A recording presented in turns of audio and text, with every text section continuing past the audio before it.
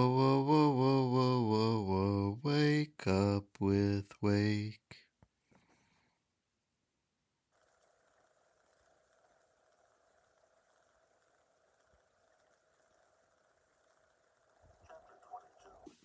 Fool things I have done.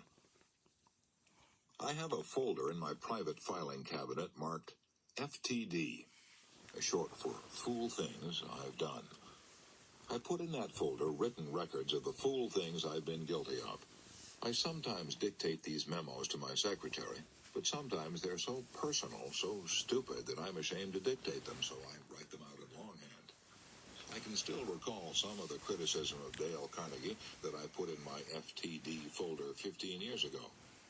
If I'd been utterly honest with myself, I would not have a filing cabinet bursting out at the seams with these FTD memos. I can truthfully repeat what King Saul said 30 centuries ago. I have played the fool and have erred exceedingly.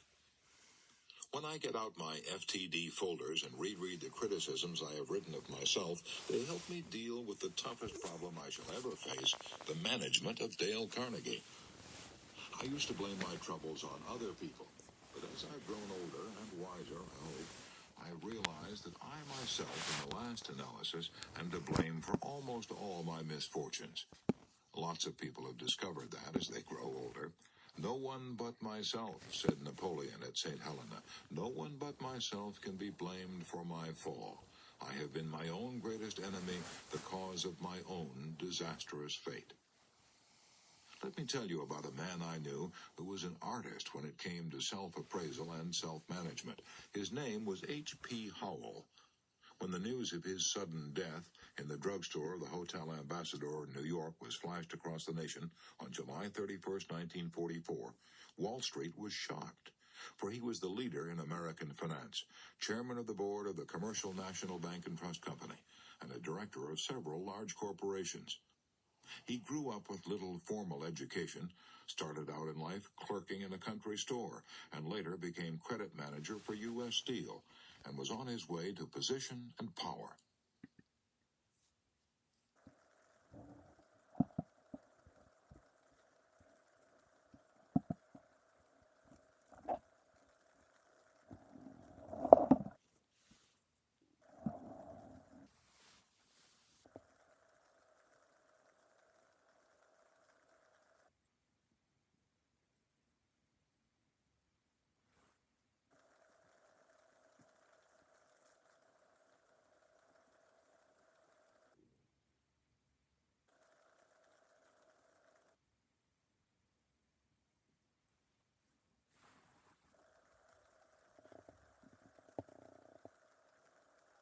For deep-pocketed investors where they do all the work and you get a piece of the profits. But consistently they wake up, grab their phone, and scroll on TikTok in the morning whilst they've still got stinky breath. You probably know like 5 guys right now who do that exact same thing. They've got stinky breath and they've scrolled for like an hour. They've not even brushed their teeth yet. I know, as soon as they wake up, some hard stuff, like they go get into the cold shower within like 30 seconds. Routine when it comes to call eat the frog. So there's a question for you. This is like a weird question. I don't know. It's asked in like old school books of productivity, and they say, okay, if you were made to eat a frog at dinner time, when would you eat it? Would you eat it before your meal and dessert, or would you eat the frog afterwards? Probably before, right?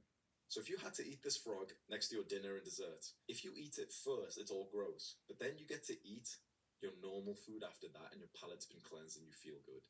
If you choose to eat it afterwards and you delay doing the hard work, the hard thing, the uncomfortable thing, well then you're eating your current food right now whilst you're literally scared of what's about to happen. So you're not even enjoying like the current food. And then you finish the food, it's time to eat the frog, and you've got nothing else to cleanse the palate with afterwards. So it's just this gross experience where you've had something good and now you've got something bad. A lot of men know intuitively that actually doing the bad, hard thing first and then the good thing afterwards leaves you with this like better taste in your mouth. What this means in terms of routines to become successful, it means to wake up and do the hard task that you have first. For a lot of my life, let's say if the hard task was like recording videos or doing the homework, I'd wake up and I'd do the easy things first. I'd wake up and just cope and say, okay, I'll just watch a couple of educational YouTube videos. I'll eat breakfast first. I'll do this little thing. I've got to message someone. You do these easy tasks first, and all you're doing is just taking off like a little bit of your energy and your mental performance to come up for the big task later on. You're delaying, procrastinating from that big, uncomfortable task. And so it's just constantly in your mind like a mental illness. The biggest change that I've had to my productivity so far, which has really helped me become successful, is simply wake up and do the hardest task first. It's 9 a.m. right now. I'm recording these videos. I'm recording a huge list of videos. I haven't done easy tasks before this. I haven't even ate any food yet. I'm totally fasted and focused on this. Wake up and do the hardest task first. So think about what that is for you. If you're a student, it might be studying in a particular way. It might be, for example, you've got an exam coming up and you go and download and like print the potential exam questions. And so it's like you've got like 10, 20 different exam papers in front of you and you're just doing them and checking your answers and seeing what you got right, seeing what you got wrong. That's quite hard to do mentally. Most of your peers aren't going to wake up and do something like that. They'll wake up and they'll scroll. They'll wake up and read a bit of the textbook, like easier things. They'll wake up and watch the lecture online or something, easy things. But if you wake up and do that hard task first, the rest of the day feels more pleasurable. It feels easier. I still have a bunch of random little tasks to do today. I've got to think of like who's going to make the thumbnails. I'm going to think of the title. I've got to do these things, right? If I did them before coming here and recording, my performance in this big task right now would be worse. So I've done them afterwards, and I'll do the big thing first. This is how you really make progress in your business, in studies, and everything. It's that like big, uncomfortable task, getting it done consistently. As a YouTuber, it's waking up and just recording videos. Podcaster, doing the podcast. Studying or in school, preparing for the exam, working on your essay, working on your dissertation. The second part of the routine is to have no distractions early in the morning around this time that you're eating the frog. Many guys, like I said, they'll wake up, check TikTok, they'll reply to notifications, reply to this message, send, some older guys will wake up and send an email to this other guy, send a message to this guy. And all of that just strips your focus away from that big task that we wanted to just give our full attention to. So the best routines that I ever have in terms of when I'm becoming like super successful, super productive, I wake up and I don't check my phone. I don't look at the notifications. I don't check this little thing. Okay, let me just see who's messaged me. I'll reply to the messages. Let me check my Instagram or anything like that. You certainly don't want to do like the dopamine things, like, scrolling on TikTok or watching the random YouTube video or anything first thing in the morning. But many people still will wake up and check their notifications, and that's just as bad because it's like when you wake up, you have, let's say, 100 points to use for work, like brain points to use for your work. If you've checked a message from someone, you've just lost like 5 points. It's been diverted away. What if you see 10 notifications? It's like half your potential's just been diverted away. The better thing is wake up in this pure, like, sacred time where you don't check your phone. You know what the big task is. It's like it's already written out. Like, for example, record the videos, do the studying, the homework, whatever. And you do that without looking at anything else. Then the next part of the routine, which is super, super powerful, and I've mentioned it in this video already, if you can guess what it is. Intermittent fasting. This is a way to eat your meals, to structure your diet that will make you so much more productive, which again will lead to success. Many people wake up and they eat breakfast first thing in the morning, and that's not because they're really like actually hungry. It's just because of like conditioning from these big companies who have told us that breakfast is the most important meal of the day. Breakfast is a scam. Like, humans and animals don't eat breakfast. We just eat when we hunt, and it's often not first thing in the morning before we've actually went on a hunt. But many people will wake up and they'll have cereal and sugar and little, breads and grains and everything, and then you're just digesting whilst you're trying to do your work, and you're wondering why you're so sleepy like an hour after you've woken up, and you're wondering why you need 2 coffees first thing in the morning. The difference this makes is absolutely huge. So if you want to be successful, don't underestimate this. Wake up, do that hard task, and specifically do it without eating anything so far. Make sure your body is fasted when you're doing the hardest tasks. You will perform so much better. If you've never tried this, just try it tomorrow. Wake up, do that hard work, and don't eat breakfast. Don't eat anything. Literally, you can just have water. You can have black coffee. don't have anything else, and just see how much more your brain works, because it's not digesting, it's not feeling slow. These days, I'm so aware of this that if I eat any food, even not even like unhealthy food, but if I even have a clean meal, I can feel the difference of what's happening to like my mental process, my intelligence, because I'm digesting, and your body uses a lot of processes for that. It almost seems ridiculous to me that people will eat and then try and do important work afterwards. When you eat, that should be a time for eating and socializing and resting.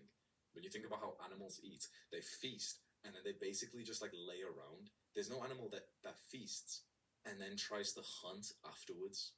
But in the modern day, that's exactly what we're doing. We eat and we try and hunt mentally afterwards with our work, with our studies, and we wonder why we're not performing well. That guy in your school whose grades or performance is so much better than yours, or the entrepreneur who's making more money than you in your niche, trust me when I say he's hungry, figuratively and literally. I thought of this once. I was like, imagine we put two men in a cage and told them, like, if you want to come out, you have to kill the other one. If we put that situation, which man do you think, if everything else was equal, which man do you think would perform better? The guy who woke up and had a bunch of cereal, or the man who's fasted and hungry? For many of the fitness athletes here, they'd say, yeah, the cereal because he's got carbs in it. But for many of the fighters, well, no, not exactly. If you're full, you're not going to have the same effect of ejaculation. For many men, they literally like ejaculate like every day. Like lethargic and tired. It's the opposite of eating, where if you are full of your sperm as a man, you've got more energy. So full of sperm and empty of food makes a man a killer. If you can maintain that and retain fast, you can accomplish amazing things compared to the guy who's like spraying his seed and just eating sugar all the time. Also, if you do look online for all of your role models, you'd find it very interesting to see the dieting structure for many of the guys that you look up to. Andrew Tate, Jordan Peterson, Goggins, E-Man, a lot of these guys, very interestingly, when they've been asked about their diet structure, they always say the same thing. They say they wake up, they only have coffee first thing in the morning, they work and work and work, and when work's done, that's when they have a pretty big meal. It seems to me that a lot of these like high-performing guys, who are a lot of like the role models for young men, are all on what's called OMAD, one meal a day. They wake up, they work, and they eat their first meal, the only meal, at like 5 or 6 or 7 p.m. Now, for me, that's far too late. I'm in bed at literally 7 p.m. I wake up super early. So I eat my meals at about 11 a.m. Today it'll be more like 1 or 2 because I'm recording, so it'll be quite late for me. But I wake up at about 3:30 a.m., which isn't like an exaggeration. That's just like literally what time it's easier for me to wake up. I wake up at 3:30 a.m. and I usually don't eat till about 10 or 11 a.m. So I'm awake for 7 hours working with really good focus. No little bits of food, nothing like that. Literally just black coffee and just normal water. And I'll work for a bunch of hours, and then I'll break my fast with massive meals. So I'll have like one massive meal, which is like 1,000 calories. And then literally straight after eating that, I'm like talking to people, I'm relaxing in the sun. I'll literally like sunbathe and just like sit around and just talk to people. Then I go to another restaurant and have a massive meal there, which is like 1,500 calories in one meal, which is like, 2 massive steaks with bone marrow, with cheese, with these other things. And then after that, it's like I can feel the difference, right? So I'm really full right now. So again, I'm like sat around for like an hour or two talking to people. Maybe I'm reading a little bit, but I'm not doing anything that's like intensive. So by about 11, it's like I've already done what I needed to do, and I can just eat and feast and just like almost like a lion would.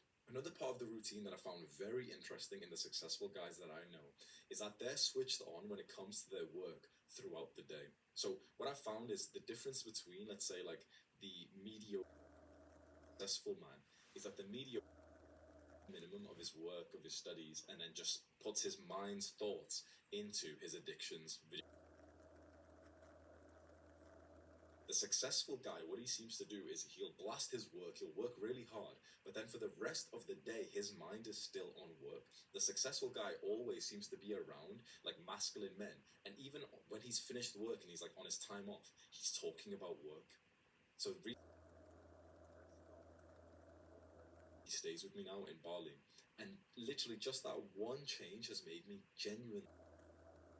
productive. Before this, it was more like a holiday, and I wasn't even enjoying it because as masculine men, we need something to work really, really find meaningful. Working hard, and so literally, as he was on the way to come fly over, I was sat here with my girl, telling her like, we might fly home, we might just go home because I'm not actually like being productive here. I'm not working on the things that mean the hearts and minds of millions of men who like.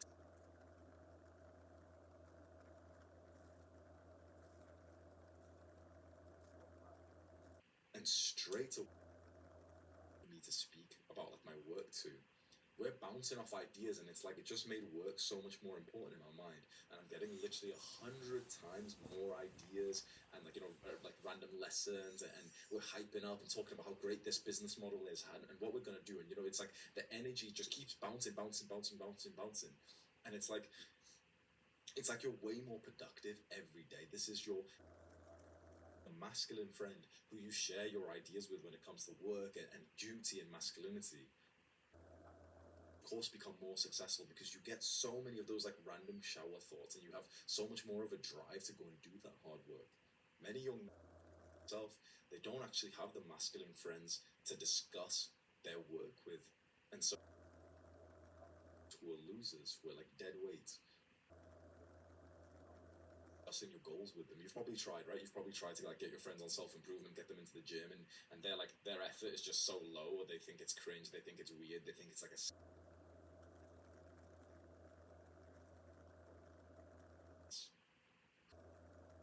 slightly past you. Imagine how much that would help your growth. I really have wanted to set up for my community, for my like Adonis gang. And that's why we've got that private community that I keep speaking about, because it's just awesome to see young men connect together who have got the same values as us, who are going to the gym, who aren't watching porn, who are eating clean, who are meditating every day, who aren't playing video games, who are respectful, who want to become more like Adonis, the ultimate man. And the final part of the daily routine of successful men that I've seen, which is so interesting, and this is going to piss off a lot of like men out there, it's actually spending time with feminine women. There's a huge culture online of like these sort of sigma male guys who say like, oh, I don't care about girls, women are pointless, I don't want to spend time with them, I only care about making money and my, whatever. All of those guys are literally losers. Every successful guy that you see, guarantee he spends time with women, or at least one woman. Guarantee it. At the end of this hard work day where you've exhausted your masculine energy, the best thing that you can have is this feminine woman by your side. This idea of like the sigma male who isn't around women, it's very cringe, and it brings in this group of guys who usually aren't good with girls at all, who are usually kind of ugly and lazy. And it gives them this sort of like nice warm feeling that, yeah, see, like we like women aren't good to be around, guys. It's more of a cope that like you don't have good women around you, because the successful guys will tell you they were heavily inspired by women. They always keep women around them. It's cool these days to say that you don't care about dating, relationships, other people, family and stuff. But if you do want to be like a strong traditional man like Adonis, then you will value those things. So if you can attract like a woman with high standards, you can attract like a high quality woman. One of the greatest boosts that you will get to your productivity, to your success, is having her around at the end of the day. You don't want her to, infiltrate on the time where you're trying to work hard. So you don't want to like wake up next to her, wake up late, and go for breakfast with her all the time. You still want to wake up early and go do your thing and spend time with masculine men and go work on your goals. You want to go to the gym without her next to you so that you can, stay dialed in, instead of like, you go to the gym with your girlfriend because you both want to go at the same time. And you go and you're there like listening to like demon music, trying to get ready for this workout, and she's there like skipping along, holding a little hip thrust pad, like smiling and stuff, and we need to go in this like dark energy, just having a rubbish workout. It's like some time away from each other's awesome, but an hour, 2 hours at the end of the day, making love, spending time, giggling, playing, wrestling and stuff, that really does add like a lot of life force for men. It's not as cool to say that these days. I don't really understand why, but I'm a big advocate for loving relationships. Here's your actionable step for this video. Go back through this video and choose one of the steps that I've outlined, one of the things that you can add to your daily routine, and set a plan right now to implement that for tomorrow. So maybe you're going to wake up early, maybe you're going to do the eat the the frog and you're going to choose the most important exercise, whatever it is, just open up like a notes page on your phone right now and just choose which one you're going to do. Maybe rewatch that section again and plan it for tomorrow. Set that intention right now, maybe visualize it. If you add in just one of these things, you will have a huge boost to your productivity.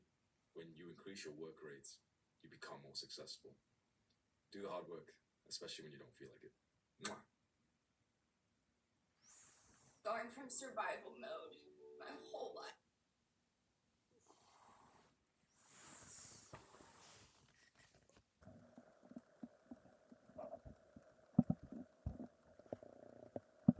For years, I have kept an engagement book showing all the appointments I have during the day, Mr. Howell told me when I asked him to explain the reasons for his success.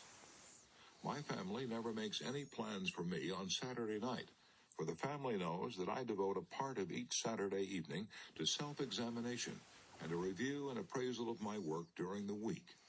After dinner, I go off by myself, open my engagement book, and think over all the interviews, discussions, and meetings that have taken place since Monday morning. I ask myself, what mistakes did I make that time? What did I do that was right? And in what way could I have improved my performance? What lesson can I learn from that experience? I sometimes find that this weekly review makes me very unhappy. Sometimes I'm astonished by my own blunders. Of course, as the years have gone by, these blunders have become less frequent. This system of self-analysis, continued year after year, has done more for me than any other thing I have ever attempted. Maybe H.P. Howell borrowed his idea from Ben Franklin. Only Franklin didn't wait until Saturday night. He gave himself a severe going-over every night. He discovered that he had 13 serious faults. Here are 3 of them: wasting time, stewing around over trifles, arguing and contradicting people. Wise old Ben Franklin realized that unless he eliminated these handicaps, he wasn't going to get very far. So he battled one of his shortcomings every day for a week and kept a record of who had won each day's slugging match. The next week, he would pick out another bad habit, put on the gloves, and when the bell rang, he would come out of his corner fighting. Franklin kept up this battle with his faults every week for more than 2 years. No wonder he became one of the best-loved and most influential men this nation ever produced. Elbert Hubbard said, "Every man is a damn fool for at least 5 minutes a day. Wisdom consists in not exceeding that limit." The small man flies into a rage over the slightest criticism, but the wise man is eager to learn from those who have censured him and reproved him and disputed the passage with him. Walt Whitman put it this way: "Have you learned only of those who admired you and were tender with you and stood aside for you? Have you not learned great lessons from those who rejected you and braced themselves against you or disputed the passage with you?" Instead of waiting for our enemies to criticize us or our work, let's beat them to it. Let's be our own most severe critic. Let's find and remedy all our weaknesses before our enemies get a chance to say a word. That is what Charles Darwin did. In fact, he spent 15 years criticizing, the story goes like this. When Darwin completed the manuscript of his immortal book, The Origin of Species, he realized that the publication of his revolutionary concept of creation would rock the intellectual and religious worlds. So he became his own critic and spent another 15 years checking his data, challenging his reasoning, criticizing his conclusions. Suppose someone denounced you as a mad fool. What would you do? Get angry? Indignant? Here's what Lincoln did. Edward M. Stanton, Lincoln's Secretary of War, once called Lincoln a damned fool. Stanton was indignant because Lincoln had been meddling in Stanton's affairs. In order to please a selfish politician, Lincoln had signed an order transferring certain regiments. Stanton not only refused to carry out Lincoln's orders, but swore that Lincoln was a damn fool for ever signing such orders. What happened? When Lincoln was told what Stanton had said, Lincoln calmly replied, "If Stanton said I am a damned fool, then I must be, for he is nearly always right. I'll just step over and see for myself." Lincoln did go to see Stanton. Stanton convinced him that the order was wrong, and Lincoln withdrew it. Lincoln welcomed criticism when he knew it was sincere, founded on knowledge, and given in a spirit of helpfulness. You and I ought to welcome that kind of criticism, too, for we can't even hope to be right more than 3 times out of 4. At least, that was all Theodore Roosevelt said he could hope for when he was in the White House.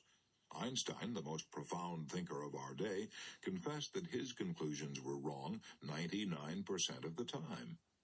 The opinions of our enemies, said La Rochefoucauld, come nearer to the truth about us than do our own opinions. I know that statement may be true many times, yet when anyone starts to criticize me, if I do not watch myself, I instantly and automatically leap to the defensive, even before I have the slightest idea of what my critic is going to say. I'm disgusted with myself every time I do it. We all tend to resent criticism and lap up praise, regardless of whether either the criticisms or the praise is justified. We're not creatures of logic. We're creatures of emotions. Our logic is like a birch bark canoe tossed about on a deep, dark, stormy sea of emotion. If we hear that someone has spoken ill of us, let's not try to defend ourselves. Every fool does that. Let's be original and humble and brilliant.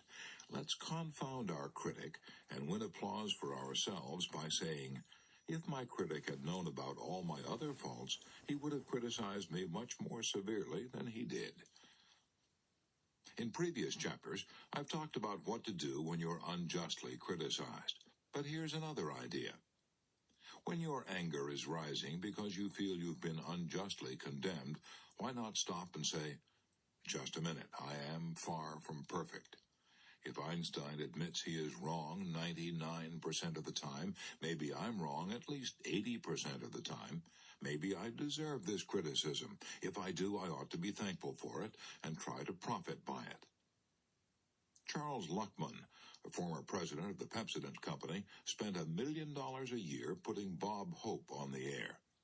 He didn't look at the letters praising the program, but he insisted on seeing the critical letters. He knew he might learn something from them. The Ford Company was so eager to find out what was wrong with its management and operations that it polled the employees and invited them to criticize the company. I know a former soap salesman who used to even ask for criticism. When he first started out selling soap for Colgate, orders came slowly. He worried about losing his job. Since he knew there was nothing wrong with the soap or the price, he figured that the trouble must be himself. When he failed to make a sale, he would often walk around the block trying to figure out what was wrong. Had he been too vague? Did he lack enthusiasm? Sometimes he would go back to the merchant and say, I haven't come back here to try to sell you any soap. I've come back to get your advice and your criticism. Won't you please tell me what I did that was wrong when I tried to sell you soap a few minutes ago? You're far more experienced and successful than I am. Please give me your criticism. Be frank. Don't pull your punches. This attitude won him a lot of friends and priceless advice. And what do you suppose ever happened to him? He rose to be president of the Colgate-Palmolive Peet Soap Company, one of the world's largest makers of soap. His name is E.H. Little. It takes a big man to do what H.P. Howell, Ben Franklin, and E.H. Little did. And now, while nobody is looking, why not peep into the mirror and ask yourself whether you belong in that kind of company? To keep from worrying about criticism, here is Rule 3. Let's keep a record of the fool things we've done and criticize ourselves. Since we can't hope to be perfect, let's do what E.H. Little did. Let's ask for unbiased, helpful, constructive criticism.